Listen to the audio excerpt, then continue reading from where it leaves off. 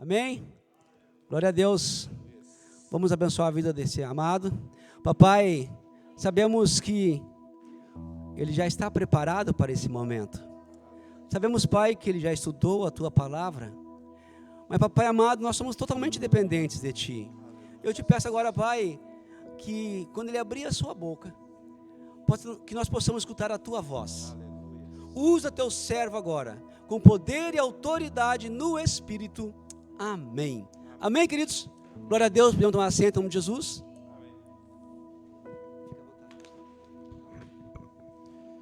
Graça e paz, igreja. Pode ser melhor. Graça e paz, igreja. Eu quero, nessa noite, saudar vocês. É uma alegria muito grande estar aqui sempre. Vocês são a nossa família também. Já tivemos algumas experiências juntos. Quero saudar também a igreja de Cachoeirinha, nossos irmãos que estão nos vendo através da live. Minha família, já fui cobrado para mandar um beijinho para minha filha, para minha mãe. Então vou mandar, mãe, pai. Um beijo para vocês. Glória a Deus, queridos, que nós podemos, nesse tempo difícil, estarmos juntos aqui. E eu vou pedir para que vocês fiquem de pé um minuto, só para que nós possamos orar. Estou me organizando aqui.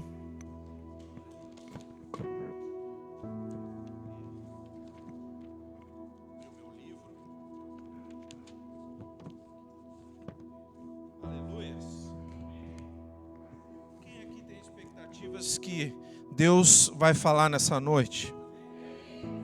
Glória a Deus, queridos, porque se não for Ele, eu creio que o nosso Deus fala conosco. E essa palavra, ela é transformadora. Nós estamos orando ali, eu e o Márcio, e Deus colocou muito forte no meu coração que a palavra é que nos liberta, o conhecimento da palavra é que nos liberta.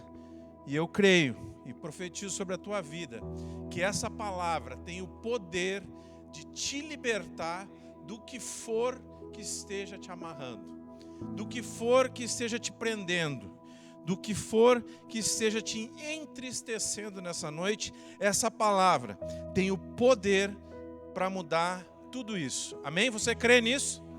Então vamos clamar aquele que pode dar o entendimento da palavra, que é o Espírito Santo de Deus. É Ele quem faz o esclarecimento. Eu posso ser o cara mais eloquente do mundo. Se o Espírito Santo não falar o teu coração, não vai adiantar nada. Então vamos clamar a esse Espírito Santo de Deus, que é o nosso Consolador, que é quem fala aos nossos corações. Inclina a tua cabeça, você que está me assistindo aí pelo Facebook também, puder, inclina a tua cabeça. Não é porque você não está aqui que a bênção não vai ser para você em casa também. Senhor Deus e Pai Todo-Poderoso, nós clamamos a Ti para que Tu nos abençoe essa noite com a Tua palavra, com a Tua revelação sobre as nossas vidas. E nós clamamos, Espírito Santo de Deus, vem sobre este lugar e faz aqui maravilhas, que o Teu poder seja manifesto e que Tu nos dê sabedoria para entender a Tua palavra e para viver o que ela nos diz que nós devemos viver e transformar as nossas vidas para que as Tuas maravilhas sejam manifestas no nosso meio. Espírito Santo de Deus, Tu tens liberdade nesse lugar, Tu és necessário, nós ansiamos pela Tua presença. Te manifesta aqui, Senhor Deus, através do Teu Espírito Santo, em nome de Jesus. Amém? Amém. Senta aí, querido. Nessa noite fria, eu quero trazer uma palavra que Deus colocou no meu coração. Eu já tive a oportunidade de fazer uma live sobre ela. Da primeira parte, ela é dividida em duas partes. Hoje eu vou fazer as duas partes aqui, para que vocês possam ser abençoados. Mas para iniciar, eu quero fazer uma pergunta. E o Márcio me disse que eu tenho até a meia-noite, é isso, né, Márcio? Beleza, tranquilo. Talvez eu me passe um pouquinho só, Márcio. Queridos, como está o teu coração hoje? Talvez você olhe e diga assim, bom, eu estou dentro da igreja, eu tenho que dizer que está tudo bem, né? Eu às vezes brinco quando eu estou com a máscara, né? Chego num lugar, eu digo assim, eu estou sorrindo, vocês não estão vendo, mas eu estou sorrindo. E talvez você fique tentado a dizer assim: não, pastor, está tudo bem. Quando, na verdade, não está tudo bem. A primeira coisa que nós precisamos fazer para que a nossa vida mude é ter consciência e admitir que as coisas muitas vezes não estão bem. Isso quer dizer que quando você não está bem, querido, você tem que dizer que você não está bem. Não adianta você mentir para os outros, porque você sabe que não está bem, você sabe que o seu coração está turbulento, você sabe que a sua vida está turbulenta, você sabe que as coisas não estão caminhando como você gostaria. Então, a primeira coisa que eu quero que você faça, você não vai precisar me responder, mas eu quero fazer essa pergunta de novo: como você está hoje? E você vai se responder. Como é que a sua vida tem sido? Eu sei que apesar dessa pandemia, apesar de todas as coisas que estão acontecendo, né, muitos perderam o seu emprego, muitos têm o seu salário reduzido, muitos não podem sair de casa, muitas pessoas com depressão porque não conseguem, tem que ficar trancado em casa, e nós não fomos feitos para ficar trancados em casa. Como está o seu coração? Você tem paz no seu coração? Você tem desfrutado de paz no seu coração? Porque paz, ela precisa ser desfrutada não só quando as coisas estão bem. A paz que Jesus fala, minha paz eu vos dou, é uma paz que se manifesta na vida das pessoas quando elas estão bem e quando elas estão mal também. Essa é a paz de Jesus. É por isso que Jesus fala que a minha paz eu vos dou.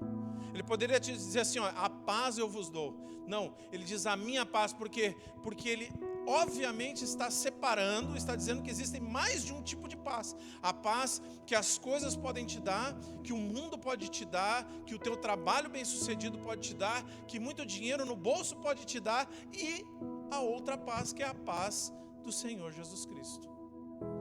E a pergunta que eu te faço não é nem se você está desfrutando da paz de Jesus, é se você está desfrutando da paz, seja ela qualquer for. E que você se responda e que você pense nisso. Eu quero trazer rapidamente alguns dados, só para a gente entender que talvez você pense assim, não, é só lá na minha casa que o troço está conturbado, pastor. É só lá que eu tenho que tomar remédio, é só lá que as coisas não estão bem, é só lá que eu passo dificuldade, é só lá que eu choro, é só lá que eu me desespero, é só na minha casa, nos outros lugares está bem, e eu quero te dizer que não é bem assim. O primeiro dado que eu quero te trazer é que 3,3% da população entre 12 e 65 anos, 12 a 65 anos, fazem uso contínuo de remédios tranquilizantes. Isso é um dado do jornal da USP de 2017, de um pouco tempo atrás. O outro dado é que 73 milhões de brasileiros têm dificuldade para dormir. Não conseguem dormir sem medicação. Isso é outro dado do Correio Brasiliense também de 2017. Como é que é a sua vida? Você consegue dormir? Você consegue ter tranquilidade? Você tem que tomar remédio para estar bem, para poder se relacionar com as pessoas. Você só consegue fazer isso se for abaixo de remédio. Você só consegue trabalhar se for abaixo de remédio. Você só consegue descansar se for abaixo de tranquilizantes. É bem provável que você não esteja desfrutando dessa paz que o nosso Senhor Jesus pode nos dar.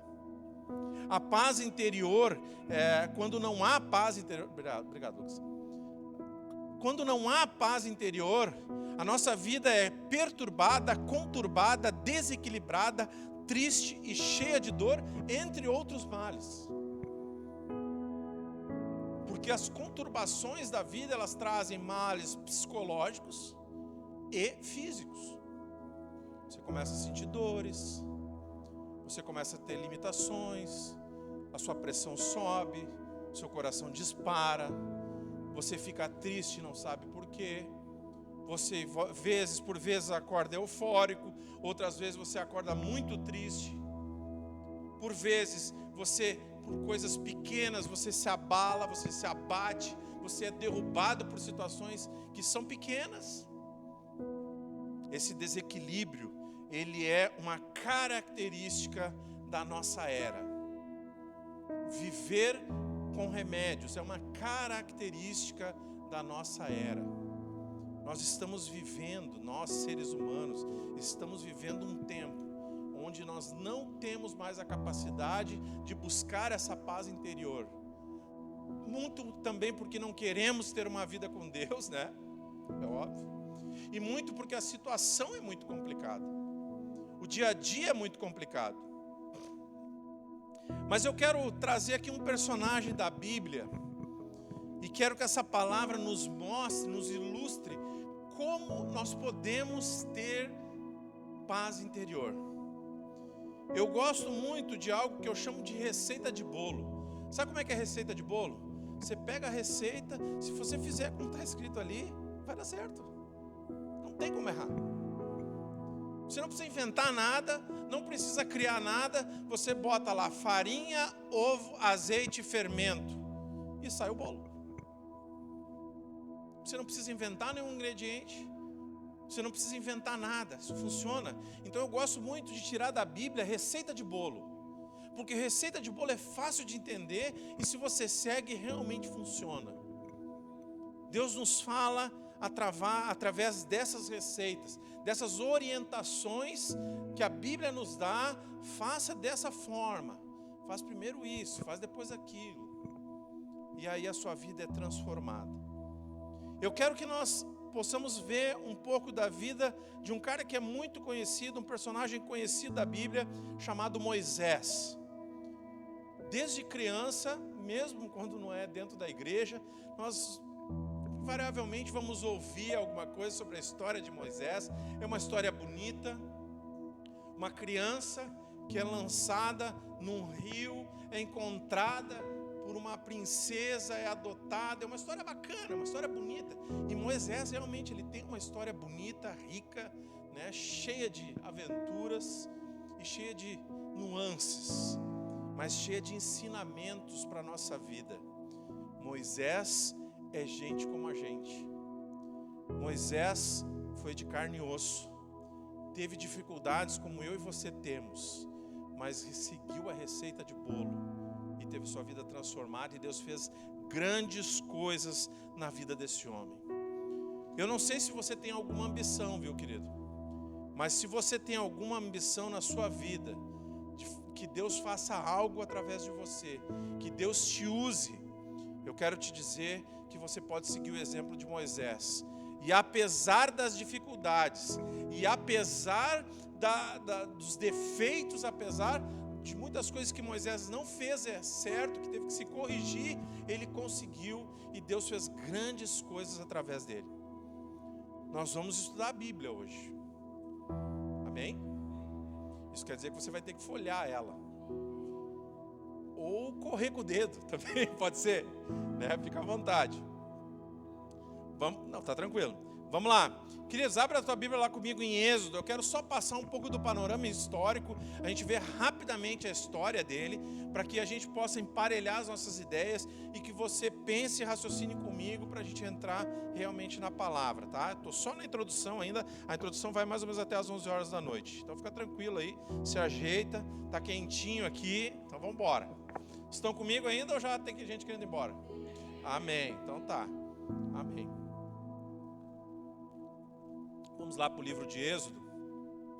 Vamos iniciar ali no capítulo 2. É uma narrativa da vida de Moisés, o início da vida dele. Então vamos só, eu não vou ler todos os livros, mas todo esse capítulo, mas eu queria que você em casa pudesse fazer isso. Até para que a gente possa, depois disso, fazer que essa palavra efetivamente seja vivida, né? Que como eu falei, receita de bolo é coisa que você recebe, né? Você vai na casa da comadre, da amiga, recebe a receita de bolo, quando chega em casa tem que fazer o quê? Fazer a receita. Se não perdeu, né? Pô, foi lá, a mulher deu a receita, vai para casa e guarda na gaveta. Não, faz o bolo em casa. Receita de bolo, vamos lá. Então o texto começa assim, ó, um homem da tribo de Levi casou-se com uma mulher, esses são os pais de Moisés, né, Arão e Joquebede. Eles se casam e têm um filho, e esse filho era bonito. Então a gente já sabe a primeira coisa, Moisés era como eu, bonito. Eu? Irmão, se alguém concordou na terra, eu concordo com ela e está concordado no céu. Com certeza minha filha e a minha mãe em casa estão concordando também. Amém? Moisés era um cara bonito. Era uma criança bonita, uma criança, bem provavelmente, ele não estava falando só de beleza, mas de perfeição. Era uma criança que não tinha nenhum defeito, não tinha nada. Era uma criança bem aperfeiçoada. E aí ela fala, e o que acontece é que o faraó, vendo que o povo, que era um povo hebraico e era escravo no Egito, estava crescendo, eles estavam se multiplicando que nem coelho. Estava crescendo, a população era muito grande e começou a criar problemas para o rei. Era difícil de controlar um povo que era muito numeroso, muito mais numeroso que o povo egípcio. Então o que o faraó resolve? Bom, nós precisamos desses caras para fazer a mão de obra. Se eles crescem demais, eles se viram contra nós e tomam o poder. O que nós vamos fazer? Vamos diminuir a população. Diminuir a população como? Matando os homens. Então toda criança nascida homem tinha que ser morta, para que a população não crescesse mais, para que houvesse uma diminuição desse povo. Então ele baixa um decreto e manda que matem, as parteiras matem toda criança que nascesse machinho, todo macho, todo homem que nascesse era para ser morto. Só as mulheres poderiam ser criadas. A mãe e o pai de Moisés, vendo que ele era homem, bonitão, né, já desde pequenininho, resolveram fazer o seguinte: nós vamos salvar a vida dele, montaram toda uma artimanha e lançaram essa criança dentro de um cesto no rio Nilo. Mas estratégia, não era simplesmente para que essa criança descesse rio abaixo pela própria sorte. Eles sabiam que a família do faraó se banhava naquele local e que a princesa, vinha tomar banho naquele local. Contaram, obviamente, que ela iria ver aquela criança bonita, uma criança bacana, e iria, não, vou ficar com ele. E foi exatamente o que aconteceu. A própria irmã de Moisés vem e lança ele naquele rio, no rio Nilo, e as servas da princesa, quando vêm, né, porque as servas vêm primeiro, fazem toda uma vistoria para ver se não tem jacaré, não tem nada na água, está tudo tranquilo. Depois então vem a princesa, as servas olham, vem aquela cestinha e recolhem aquela criança e levam até a princesa. E obviamente reconhecendo uma criança hebraica bonita, a princesa diz: eu vou ficar com essa criança, eu vou adotar essa criança. Então ela logo chama a própria mãe de Moisés para que amamente, para que crie, para que cuide essa criança até que ele cresça. E lá no versículo 10 fala justamente disso: tendo crescido o menino, ele foi levado de volta, ou seja, ele foi criado, amamentado pela mãe, levado até uma idade e depois entregue de volta para a princesa que o havia adotado, para que ele fosse criado como um príncipe do Egito. Lá em Atos 7:22, nós vamos abrir, mas lá em Atos 7:22 diz que Moisés foi criado na ciência e no ensinamento do Egito. O Egito, nesta época, era os Estados Unidos hoje. É como se você fosse achado no lugar mais simples da Alvorada, lugar mais humilde, e você fosse tirado daqui e fosse levado para Nova York, para estudar na Harvard, no melhor lugar. Foi isso que aconteceu na vida de Moisés. Ele foi criado com o melhor ensinamento, recebeu o melhor que se poderia dar a alguém. E ali no versículo 11 ele fala então que Moisés já era adulto, Moisés já aproximadamente com 40 anos. Então quando ele estava lá no meio das obras, e aí ele vê um capanga, um chefe, cuidando dos escravos, e ele maltrata os escravos, ele açoita, ele faz tudo de ruim para aquele homem que era hebreu. E ele vê aquilo e se enche de ira e vem e mata esse cara que tinha essa função de cuidar, de controlar os escravos. Obviamente que isso foi um grande divisor de águas na vida de Moisés. O texto ali, no versículo versículo 11 ainda, vai dizer que Moisés aí então começa a ter experiências, porque aí Moisés chega para dois compatriotas, dois hebreus que estavam discutindo. Isso ele já havia matado, né, o capanga lá, o cara que cuidava dos escravos. Ele já havia matado, e ele encontra esses dois hebreus brigando. E quando ele fala, mas por que vocês estão brigando, né? Os dois se voltam contra ele do nada, né? E diz, mas quem te elegeu juiz entre nós? O que tu tá te metendo? E aí, então ele começa a viver uma realidade completamente diferente, uma virada na vida dele, porque Faraó fica sabendo desse evento, que ele era um homicida, que ele havia matado alguém, e decide mandar matar Moisés. E aí Moisés, já tendo noção de que ele não era egípcio, de que essa vida não era a vida para ele, tanto que ele tenta ajudar esses dois hebreus, ele se identifica com o povo hebreu, mas como Moisés havia cometido um homicídio, ele precisa fugir e se esconder.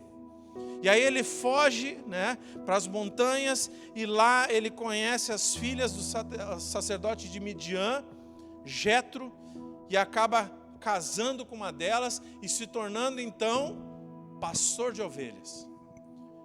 O cara sai do top das galáxias,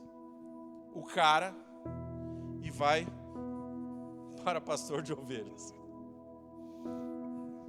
Altos e baixos, né? Experiências 1000.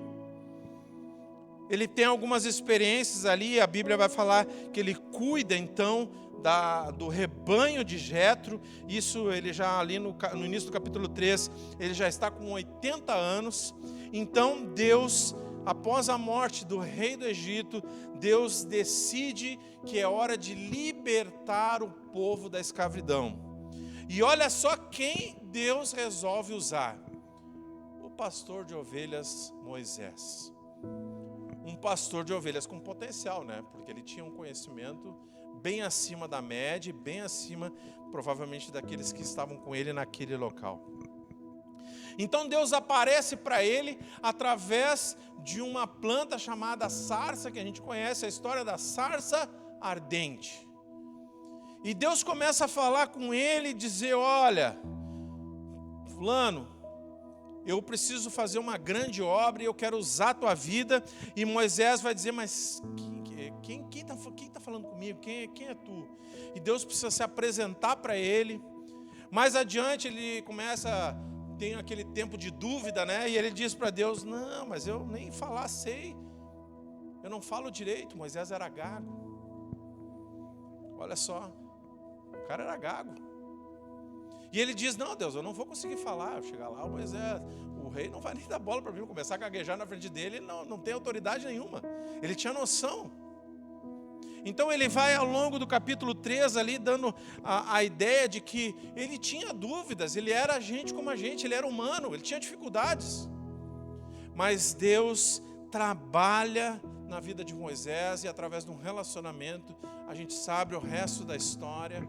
Ele foi o cara que tirou o povo do Egito, que liderou, fez maravilhas, abriu o Mar Vermelho. Deus usou ele para fazer isso, conduziu o povo pelo deserto por 40 anos, recebeu as tábuas da lei. Opa, não é pouca coisa. Mas o início, podemos dizer que não foi dos melhores. O início foi um início de grande dificuldade. O início foi um início que talvez nós podemos, não, esse negócio aí não vai dar certo, isso aí não tem conserto mais. Agora nós vamos pular lá para Hebreus 11, que é o texto que eu realmente vou pregar. Eu só queria que a gente pudesse ter uma noção certa, né, da história de Moisés e deixar bem claro algumas coisas, para que a gente pudesse tirar um proveito maior desse texto.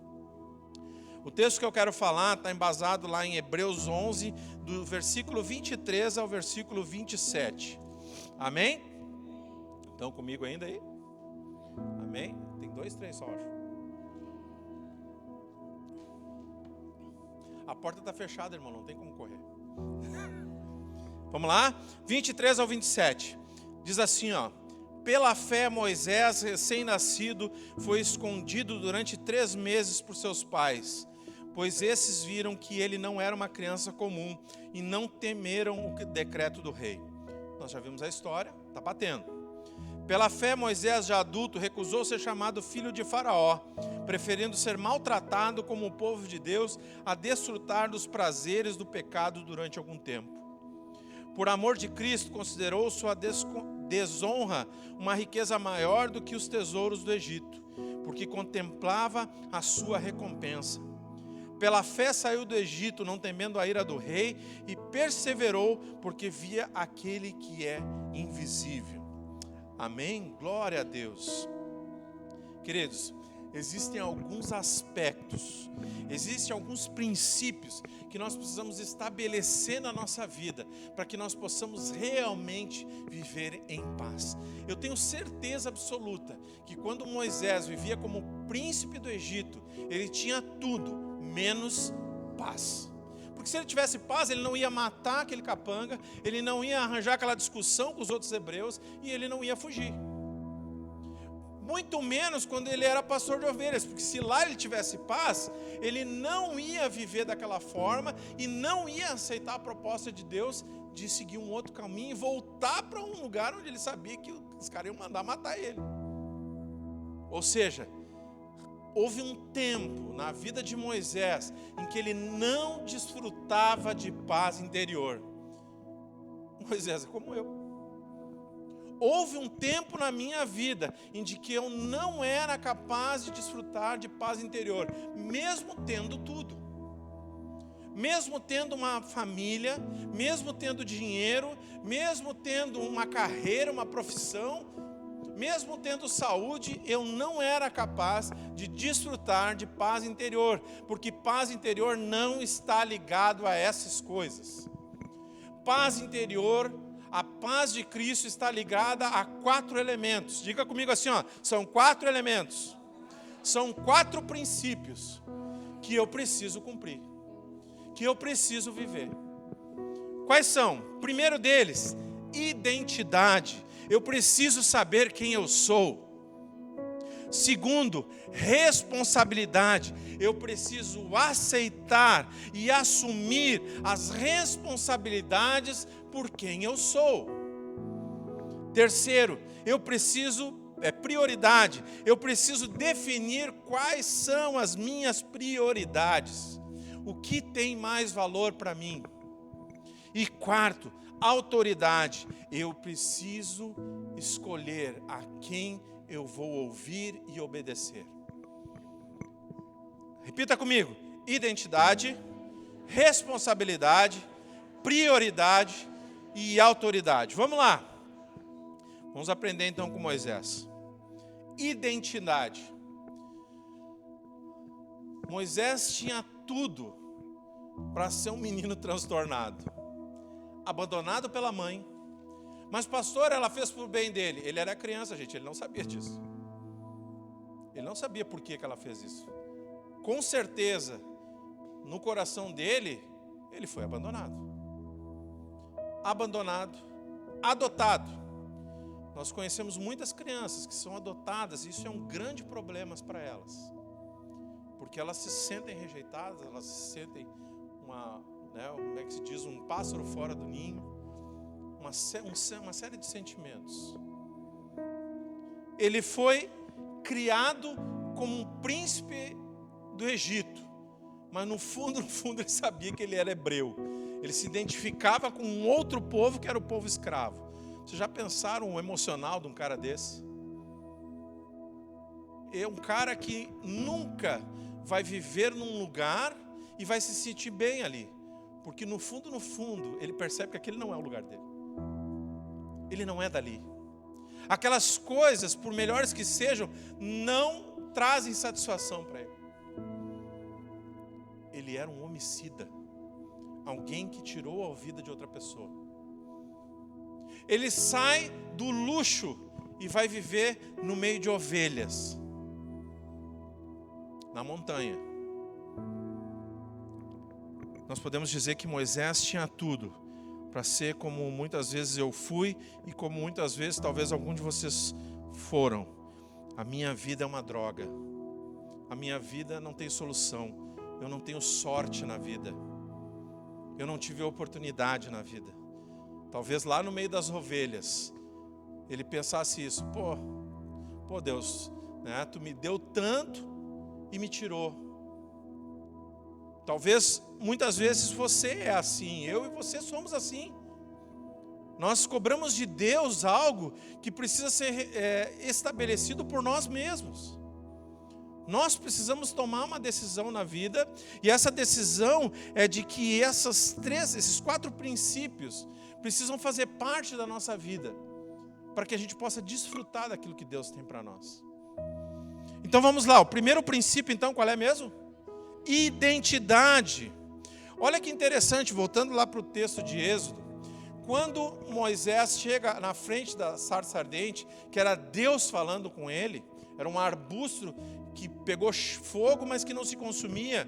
O que Deus faz? Deus chama Moisés pelo nome.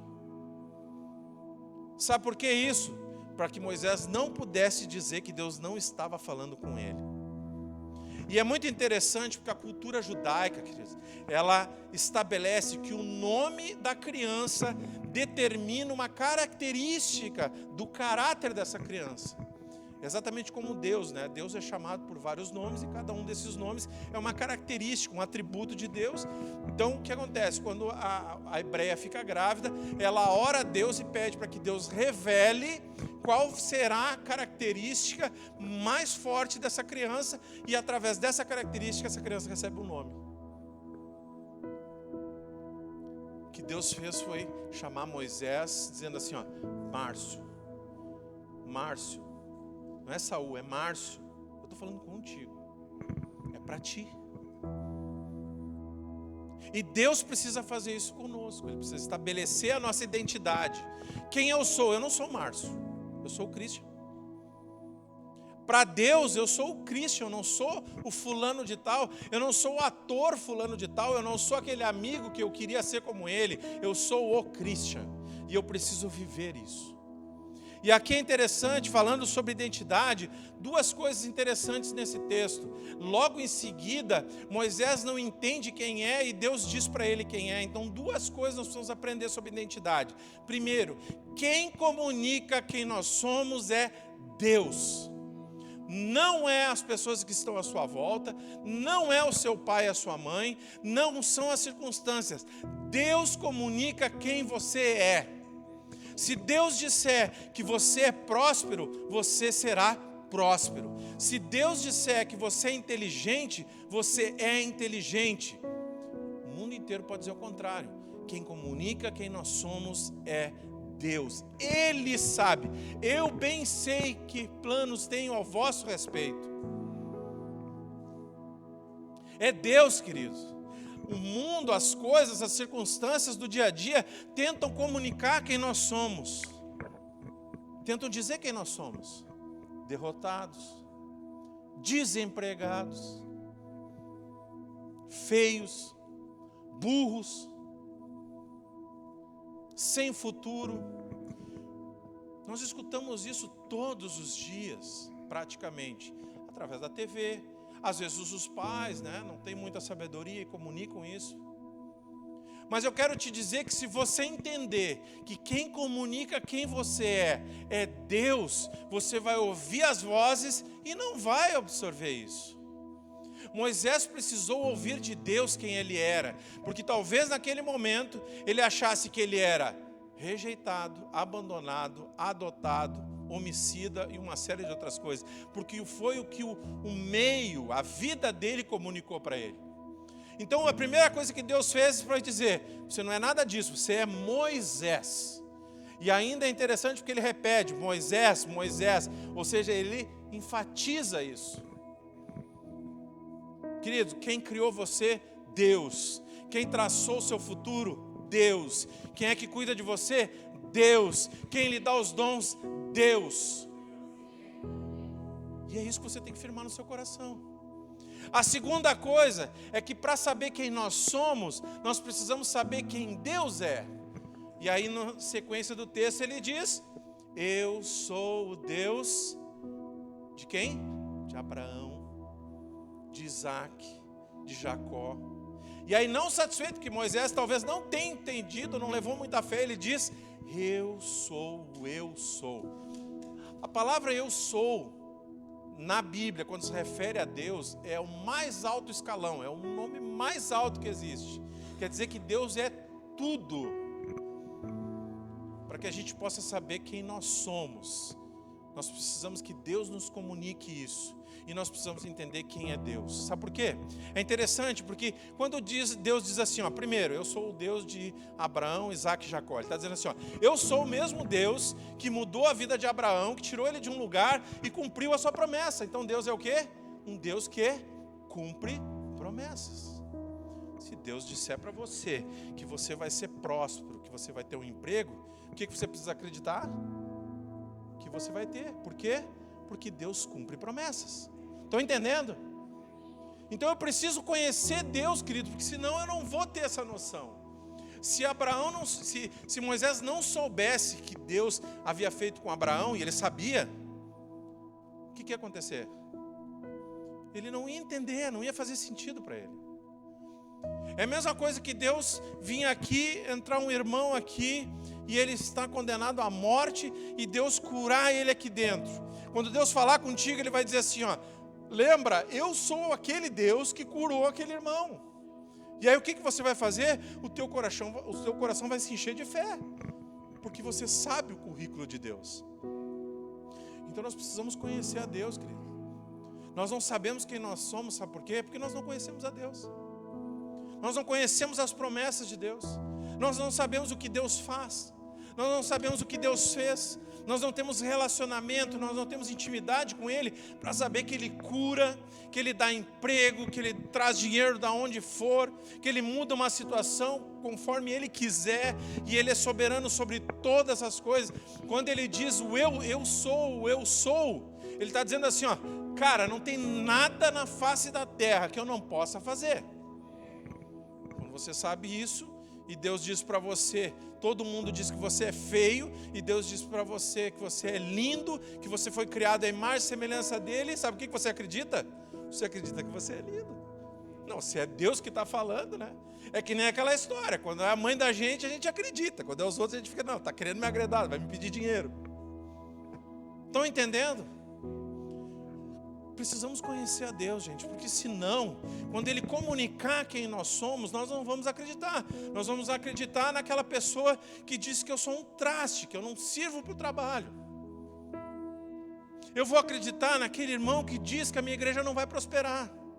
Eu vou acreditar naquele cara que diz que eu não sou um bom pastor. Se eu não conhecer a Deus, se eu não souber o que Deus pode fazer, porque eu posso até não ser hoje um bom pastor, mas Deus tem poder para mudar a minha vida e eu serei o melhor pastor. Não é porque eu sou, mas porque Deus pode fazer. Identidade. Você sabe quem você é? Ou você está escutando aquele que te traiu e comunicou para você que você não tem valor? Você sabe quem você é? Ou você acredita que você é aquele imprestável que talvez o pai e a mãe tenham dito?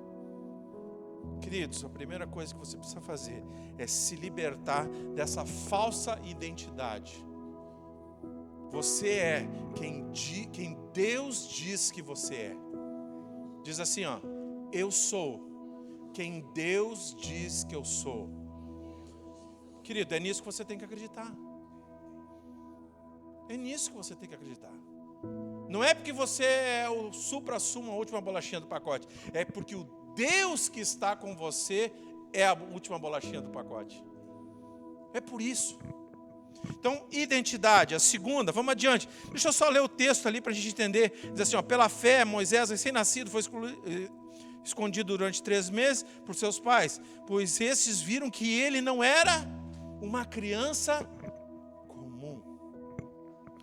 Moisés não era uma criança comum. Você não é uma criança comum.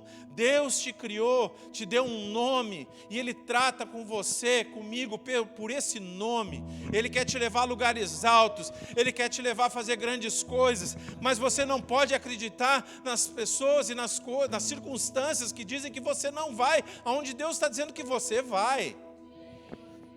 Amém? Segundo, responsabilidade. Olha só que interessante, no versículo 20, no versículo 20, peraí, deixa eu passar aqui, versículo 25, diz assim, ó, preferindo ser maltratado com o povo de Deus a desfrutar os prazeres do pecado durante algum tempo. Queridos, você precisa assumir a responsabilidade das escolhas que você faz. E assumir a responsabilidade é um ato de maturidade. Moisés poderia escolher viver entre os príncipes e deixar o povo hebreu ser maltratado. Não estou nem vendo. Não estou vendo o meu povo ser maltratado. Eu vou viver como um príncipe. Vou viver em Nova York, que eu quero morar no Cafundó da Cachoeirinha.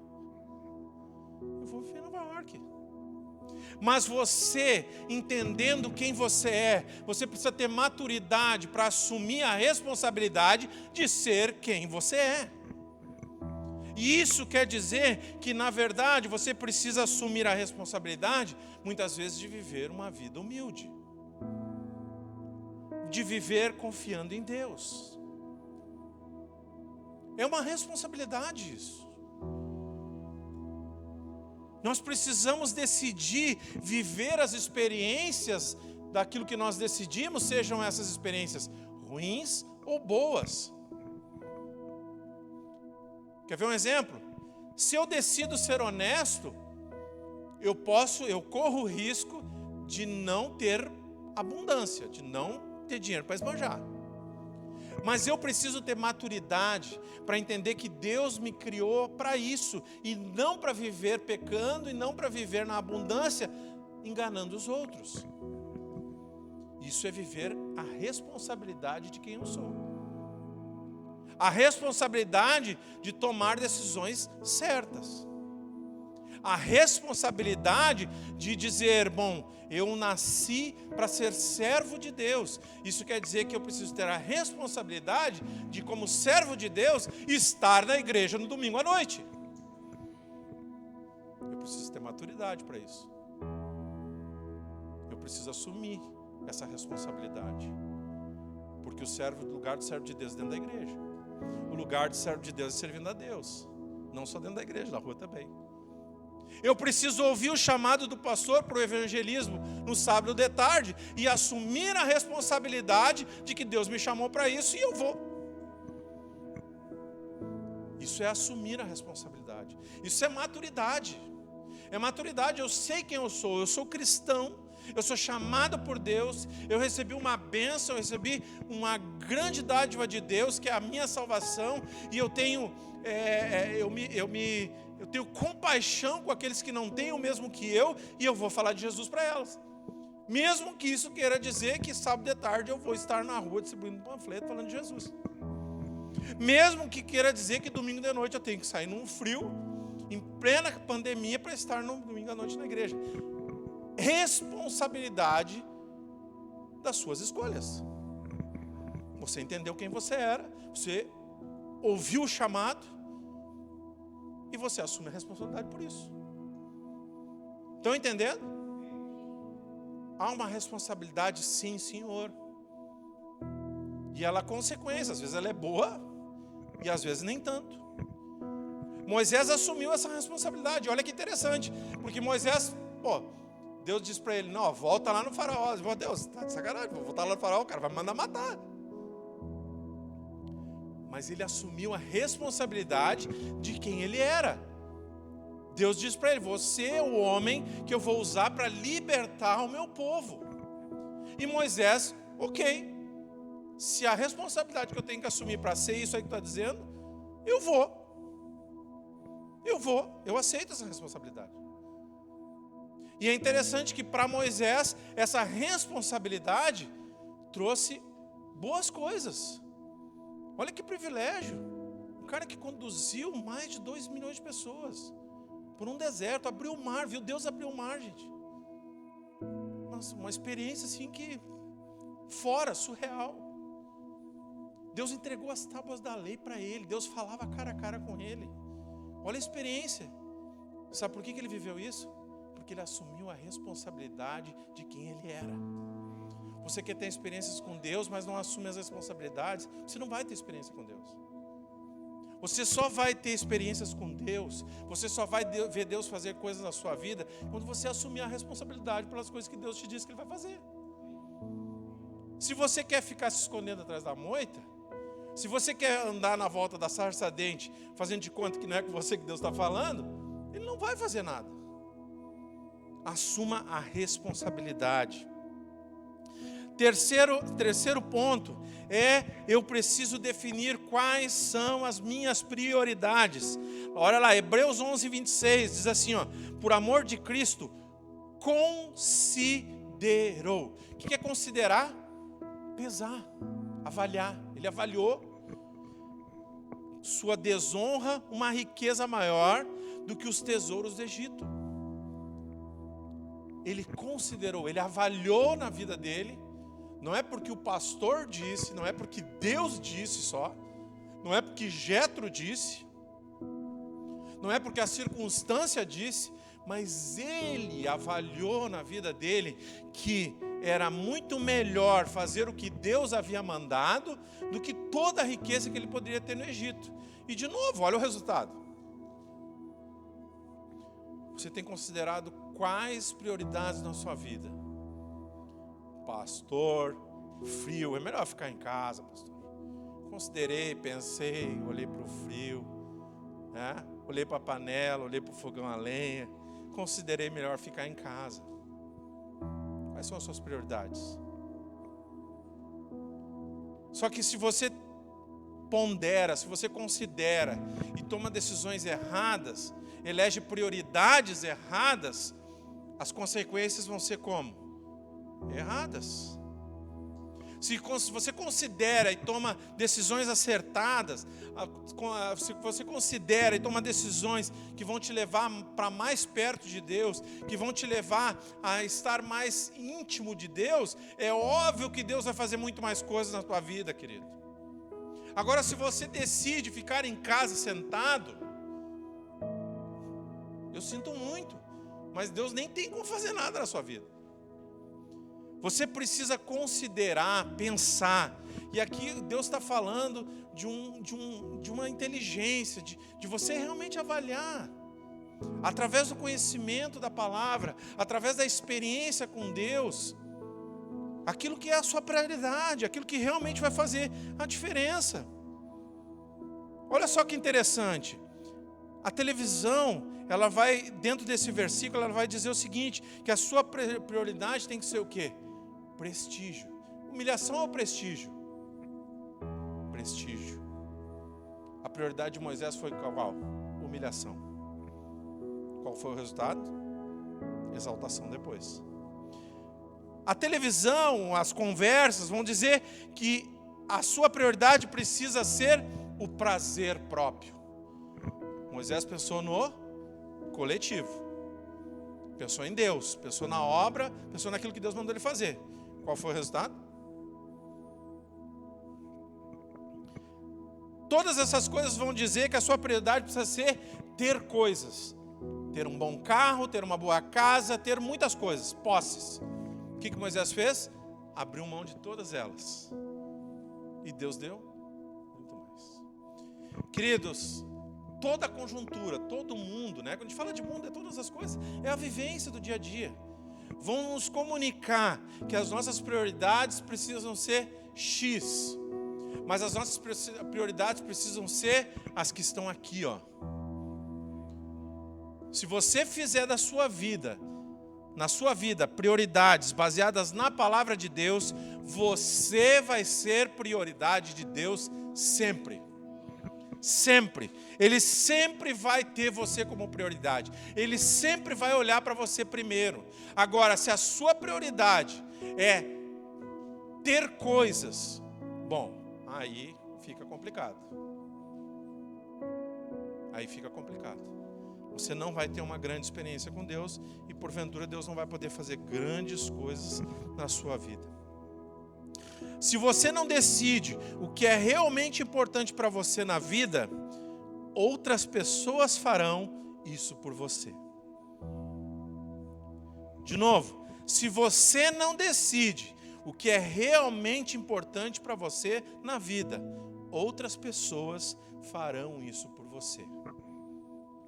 Isso quer dizer que você precisa determinar quais são as suas prioridades. Pastor, a minha prioridade é estar na igreja no culto domingo à noite. Eu não posso estar durante a semana porque eu estudo, mas no domingo é sagrado, pastor. Não tem futebol, não tem visita, não tem nada, é igreja. Qual é a sua prioridade? É disso que Deus está falando, é disso que a palavra está falando, querido. E olha que você não precisa ser cavalo, aquele cavalo que puxa a carroça. Deus te dá um tempo para você, mas Ele pede que Ele seja a sua prioridade. Ele pede que você fique atento às coisas dEle. Ele pede que você determine um tempo, que a sua prioridade não seja ver televisão 2 horas por dia, tirando por baixo, né? Porque é o que nós fazemos por dia, mais ou menos 2 horas por baixo. Mas que talvez a sua prioridade seja ter 15 minutos de leitura da palavra por dia. Mas pastor, eu vejo bem mais TV, queridos. O que Deus quer é que você tenha prioridades. Então começa um pouquinho, vai devagarinho. Moisés teve que aprender muita coisa, querido. Moisés teve que ser trabalhado em muitas coisas para chegar onde ele chegou. Deus sabe disso.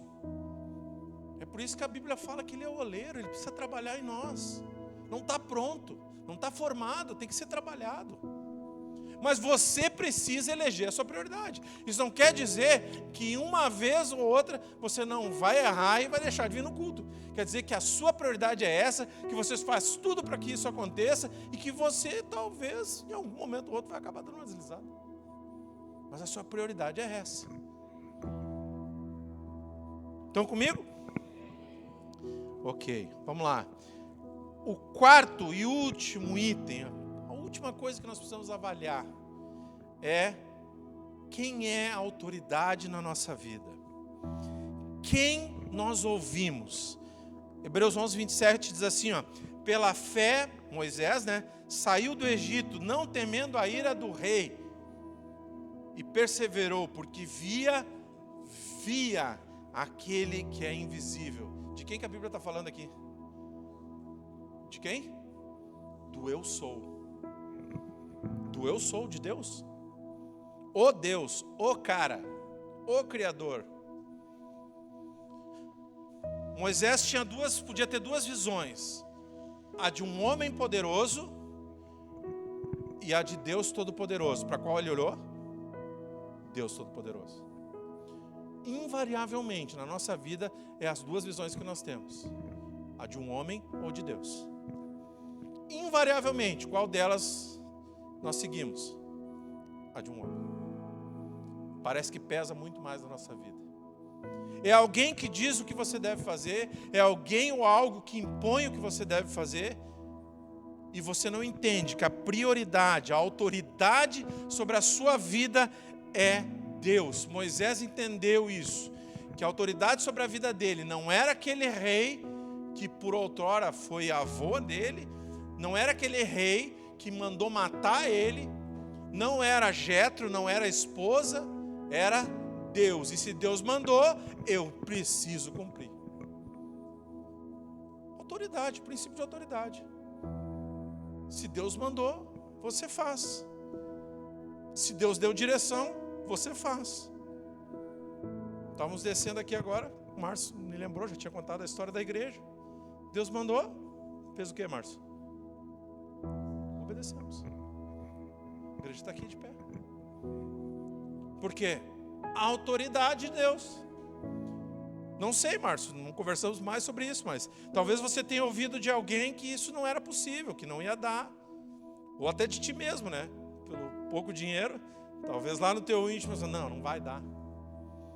Mas quando Deus disse, tu reconheceu a autoridade. a autoridade não era ele. A autoridade era Deus. Se a autoridade que é Deus diz que é possível, cara, qualquer um pode dizer que é impossível. E aí você escolhe quem é a autoridade na sua vida. Se você acreditar que é quem está dizendo que é impossível, você senta e chora. Agora, se você acreditar em Deus, que é a autoridade sobre a sua vida, você vai adiante e Deus vai fazer. Não é você que vai fazer, é Deus. A circunstância comunicou que era impossível, mas a autoridade sobre a tua vida comunicou que era possível. E ainda disse como era, como ia ser.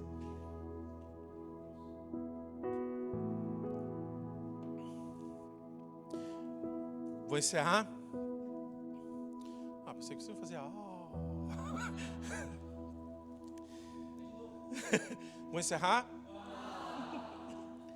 Queridos, é muito importante que a gente viva isso, viu? Essa palavra precisa ser vivida. E é bem assim como eu falei. Primeiro você precisa buscar em Deus a sua identidade. Rapidamente, eu acho que já deu quase 1 hora, né, mano? Rapidamente, só rapidamente mesmo para ilustrar um pouco. Alguns anos atrás, numa oração com o pastor, Deus disse como iria ser o meu ministério e como isso ia acontecer. Dali para diante eu tomei uma postura de buscar isso, fui fazer o seminário, fui ordenado pastor, porque Deus disse que ia ser assim. Disse mais coisas, não vem ao caso agora. E um dia eu fui fazer uma viagem para São Paulo, primeira vez de avião. Sentei no avião, aquela expectativa, né? Nunca tinha andado e tal. Começou a bater aquele medo. Na hora me veio a palavra que Deus tinha me dado que eu ia fazer. O que eu pensei? Não é hoje que eu vou morrer, porque isso não se cumpriu. Cara, na hora, assim, parece que eu tinha tomado um relaxante. Passou. Mas por quê? Porque eu tinha entendido quem Deus tinha dito que eu era e o que eu ia fazer. Então eu sabia que não era naquela hora. Sabe o que é isso, queridos? É a experiência com Deus. E eu digo para vocês, se vocês não tiverem essa experiência com Deus, a vida cristã de vocês vai ser uma aguinha morna. O que você precisa buscar é que Deus diga quem você é. Se Deus não fez isso com você ainda, dobre os teus joelhos e peça para Deus: Deus, me diga quem eu sou. Porque você nunca mais vai ser o mesmo. Você vai fazer muitas coisas sabendo quem você é e sabendo que aquilo não vai acontecer, que você não vai ser derrubado, porque não é a hora. Quando eu fizer aquilo que Deus disse que eu iria fazer, bom, daí eu já começo a pensar que, né, opa, já avião não dá mais, né, vou ter um pouco mais de cuidado. Estão entendendo? É Deus que comunica isso para nós. As outras são escolhas. Assumir a responsabilidade é a minha escolha. Quando Deus disse para mim que você vai ser pastor, que você vai pregar, eu assumi essa responsabilidade, sabendo que eu não ia ser outras coisas, que eu ia ser isso. Assumir essa responsabilidade, né? Ganhar pouco, não ter riqueza, não ter isso, ter aquilo, não ter aquele outro, né? Tomar dentada de ovelha. É isso. Assumir a responsabilidade, né? E cumprir